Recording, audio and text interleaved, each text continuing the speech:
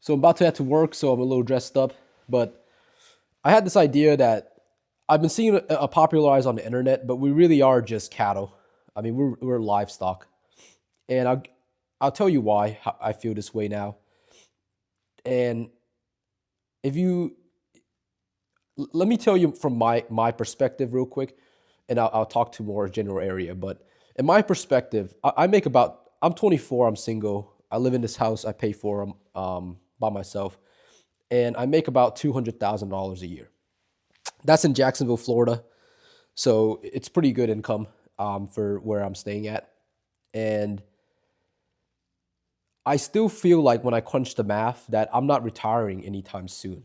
I mean, I'm not going to retire till, if I'm frugal, maybe 40. And maybe if I'm not, I want the nice cars, a nicer house when I get married, all of that things. I'm probably going to retire at the same time as everybody else, 50, 60, that are making substantially less. And when I think about that, it just lets me know that we really are just cattle, and there's nothing we can do to really escape in a traditional sense this working till you're 50, 60 years old.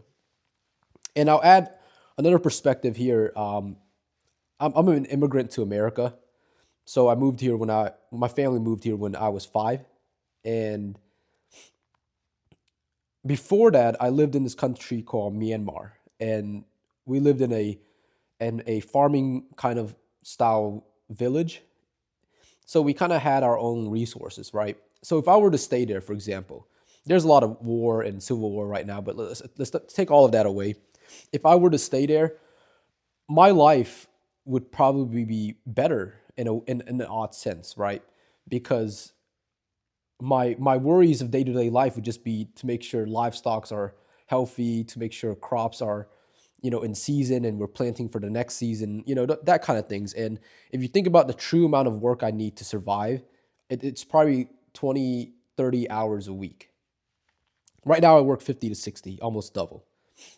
And the only reason um, I bring this up is because yes, my family and I say that we moved to America for better opportunities, but on paper it's better. So we have nicer cars than people in my home country. We have nicer everything, but um, at the cost of what? At the cost of your soul, essentially.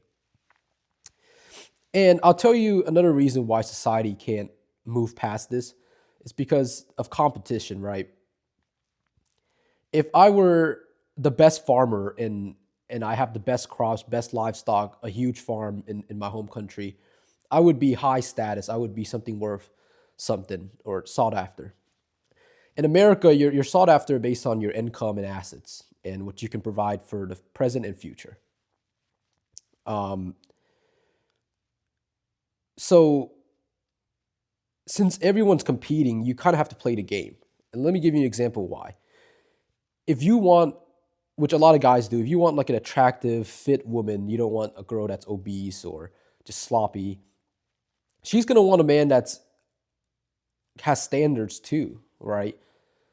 And those standards kind of bounce off each other to kind of create this game that we're playing right now that makes us work 50, 60 hour weeks instead of 20, 30 in other countries. So we have to play this status game where we have to get a nicer car, nicer house, nicer hobbies. You have to have time to go to the gym, have the money for the diet that requires the physique. And that's what life is turning into. It's this competition status game, and you can't do anything about it because if you don't play the game, you're not going to get the things that you want, right? Like it may sound shallow, but even the ideas, and that's what makes it so compelling, is that like what I would want even, right? Like to be cultured is to have resources to understand and have time to go explore other cultures. And that's something that I would strongly desire in a woman, right? Even something as simple as that requires that woman to have played the game, to have acquired enough resources to achieve those things. So even if you think you're not shallow and you want non-materialistic things, those things still require effort in the game to have time to and resources to partake in those activities.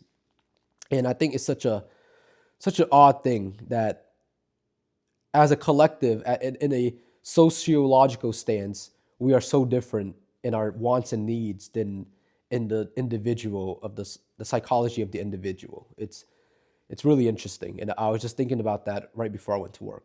But once again, let me know if you guys have any thoughts to add to this.